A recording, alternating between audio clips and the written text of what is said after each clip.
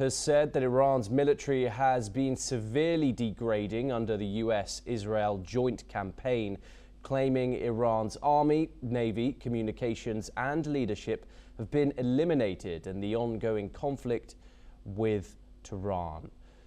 Trump said that Iran is down to its third set of leaders and that its air force has been wiped out, with all 32 of its ships sunk in the water. His comments follow the US and Israeli offensive against Iran, which has sparked intensified strikes, retaliatory missile and drone attacks, and growing regional tensions.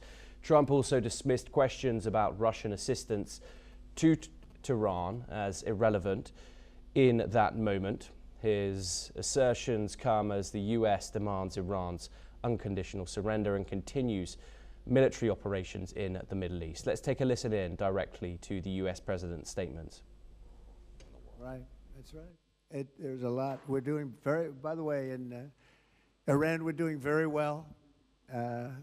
Somebody said, how would you score it from 0 to 10? I said, I'd give it a 12 to a 15. Their army is gone. They're just about, look, their navy is gone. Their communications are gone. Their leaders are gone. 2 sets of their leaders are gone. They're down to their third set. Their air force is wiped out entirely. Think of it. They have 32 ships. All 32 are at the bottom of the ocean. Other than that, they're doing very well, Coach. Very well. We're doing, our military is doing phenomenally.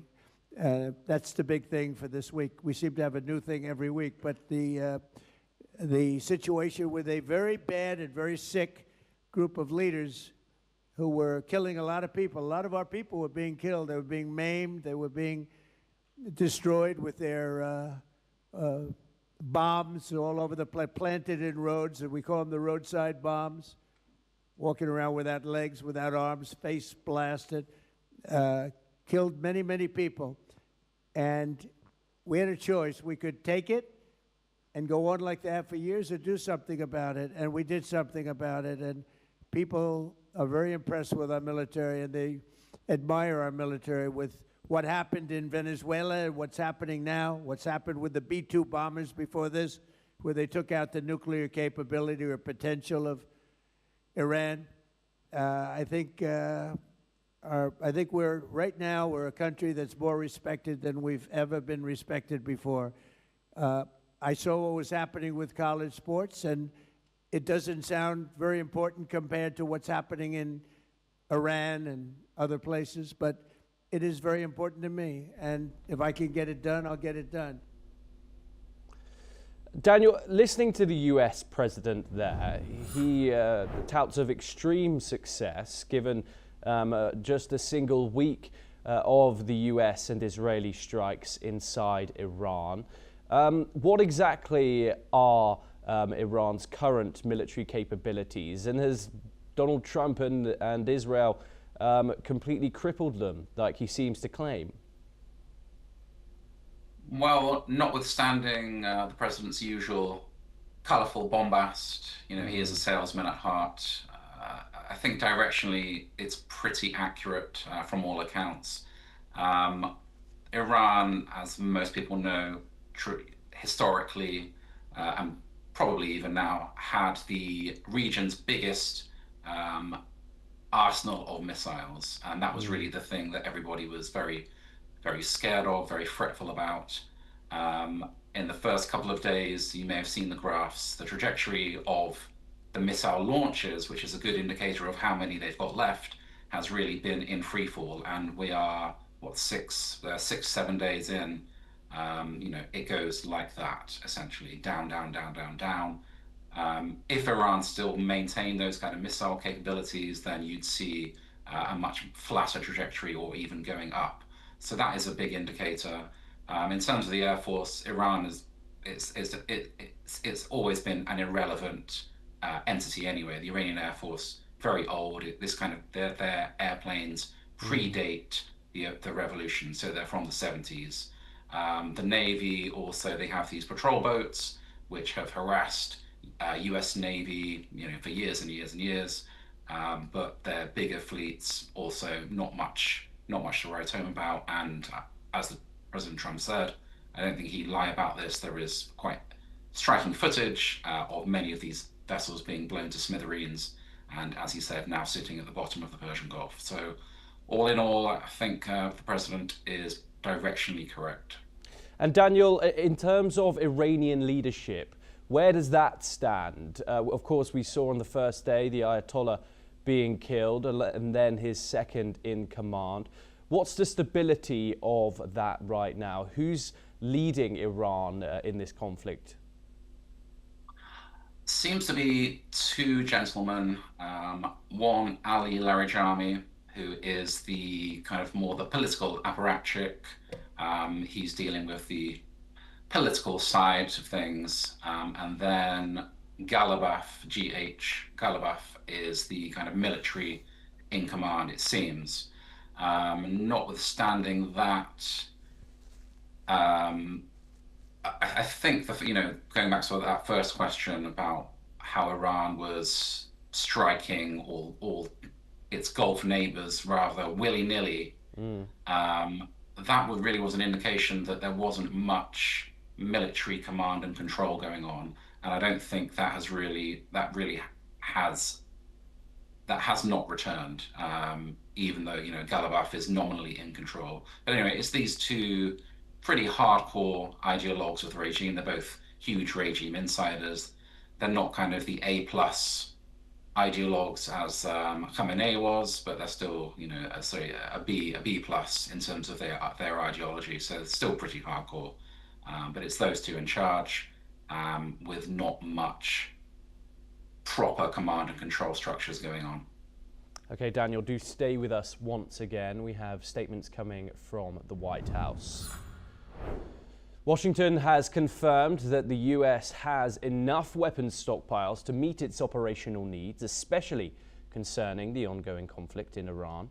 Spokesperson Caroline Leavitt has made this statement as President Trump prepares for a meeting with major defense contractors.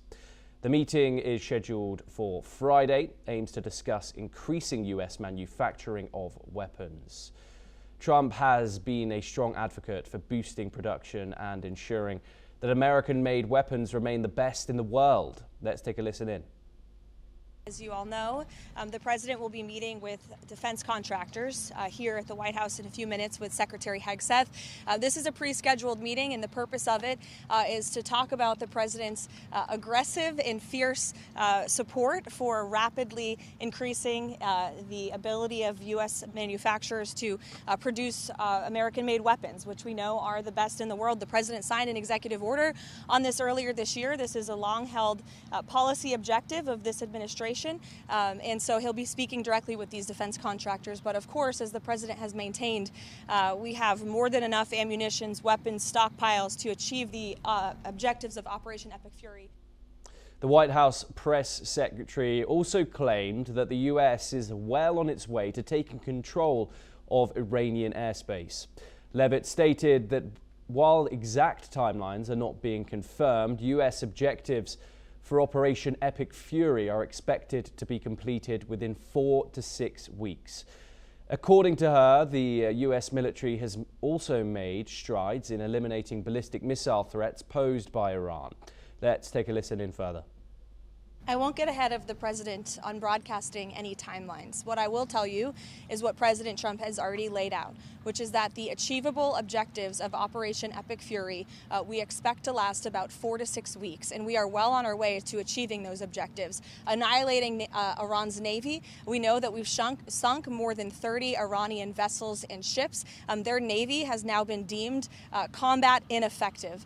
Taking out the ballistic missile threat that Iran posed to the United States and our troops and bases in the region, we have done a tremendous. Daniel, of course, there is huge concerns from the US public about the length of this war. How crucial is it for the Trump administration that this is a short operation? Of course, a lot of people are reminded of 2003, another operation which was claimed to last a short amount of time as well. it lasted years. How crucial is it for Trump and his administration that this sticks to the timeline? I think it's less about the length rather than in terms of US troops on the ground. The comparison to Iraq is tempting, but I think it's probably misguided here. 2003, yes, there was the shock and awe, a similar kind of air game, and then followed by, I think it was 250,000 of US troops. That is not going to happen. There's not going to be anywhere like that kind of numbers of American troops on the ground. I think that's what the American public would strongly object to. In terms of using US air strikes, I think the American public is absolutely fine with that in general. Obviously, 6 US service persons have lost their lives already, which is obviously a tragedy. But as I say, I think it's more about it's less about the length, and it's more about the strategy that the American government and military use to actually affect these objectives that the press secretary laid out. What about the response domestically, Daniel? We know Donald Trump campaigned on a manifesto of not dragging the United States into what are called forever wars. How crucial has that been in terms of this conflict, and what's been the response across the political spectrum to this conflict?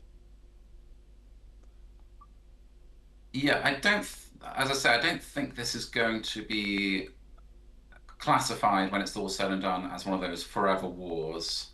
I was listening to an interesting, earlier analyst talk about the kind of perhaps being optimistic, but talking about framing it as the kind of Goldilocks zone in terms of US Middle East intervention. So in 1991, the US did too little with Iraq. It failed to go and go to Baghdad and take out Saddam. And then in 2003, as you've mentioned, it did far too much. Perhaps the president has, he's taken on board those lessons, and this is some kind of middle ground. In terms of the reactions from the political spectrum, as you'd expect, the political enemies of the president, the Democrats, are very much against this. There are certain members of his isolationist wing in his own party, the GOP, that are also very vocally against it. But I think that the mainstream of the Republican Party, and in particular, importantly, some of the big hitters, are very, very supportive. And as we see, his cabinet, Pete Hegseth, Marco Rubio, President Vance, even though he may have different foreign policy ideas to Trump, have all been very supportive, and it's been pretty cohesive with the White House. Okay, Daniel, do stay with us for our final update coming out of that conflict. At least 1,332 Iranian civilians have been killed in the ongoing conflict with Israel, according to Iran's UN ambassador, Amir Sayed Iravani. Thousands more are reported injured. Iravani claimed that the US and Israel had deliberately targeted civilian infrastructure, while Iran maintained it had only targeted military sites. Furthermore, the US and Israel have denied these accusations. US officials are investigating the role of US forces in an attack on an Iranian girls' school, which resulted in the deaths of several children, over 100. Iravani has condemned US President Donald Trump's interference in Iran's leadership selection, calling it a violation of the UN Charter. As diplomatic efforts begin, mediation efforts by other countries have been reported. Let's take a listen in. Despite our repeated communication to the Security Council calling for an immediate halt to this criminal war, the Council has remained silent. It has chosen to turn a blind eye to these grave violations, despite its primary responsibility under the Charter of the United Nations to maintain international peace and security. According to the latest report of the Iranian Red Crescent Society, at least 1,332 civilians, including women and children, have lost their lives so far. Thousands more have been injured, and the number continues to rise. We reiterate our call on the Security Council and Secretary General to condemn the aggression, war crimes, and crime against humanity that are being committed by the United States and the Israeli regime against our people, to force the aggressor to put an immediate end to all crimes and military attack against Iran and against civilian and civilian infrastructure, to ensure accountability for these grave violations of international humanitarian law and war crimes. We continue to exercise our inherent right to self-defense under Article 51 of the Charter of the United Nations until this aggression and this barbaric attack stop. Daniel, is there any weight in the Iranian ambassador's words there? Over 1,000 Iranian civilians killed, allegedly. Of course, on the first day of the war, we also saw that strike which hit an Iranian girls' school, killing reportedly over 100 students. The investigation into that, how important is that investigation? Well, absolutely. Any civilians being targeted or killed is abominable and a tragedy. But just a little bit of context about your chap Iravani. Not an enviable position that he has. His job is to really foment propaganda, to lie on behalf of the Islamic regime. In particular, I've been watching his performances trying to justify Iran's nuclear program. Pretty much everything he says is a fabrication, and no doubt what he's saying now is a fabrication as well. If there has been, if it turns out that the US and Israel are responsible for this, then obviously one would condemn it. But having said that, there's absolutely no reason that these would be deliberate strikes, as Iravani seems to be intimating. Obviously, Israel and the US want the Iranian people who are being occupied by this Islamic regime on their side, and there'd be absolutely no reason to target civilian infrastructures. On the other hand, Iran, as we see, absolutely does it all the time, try to target civilian infrastructure in the Gulf, amongst even its purported Muslim brothers. So a little bit of context about Iravani there, but certainly it is awful for those schoolgirls. Daniel Roth, thank you so much for joining us here on the broadcast. Great pleasure to talk to you and get your insight. We'll of course be continuing to cover the ongoing conflict as it escalates in the Middle East. But now, further updates.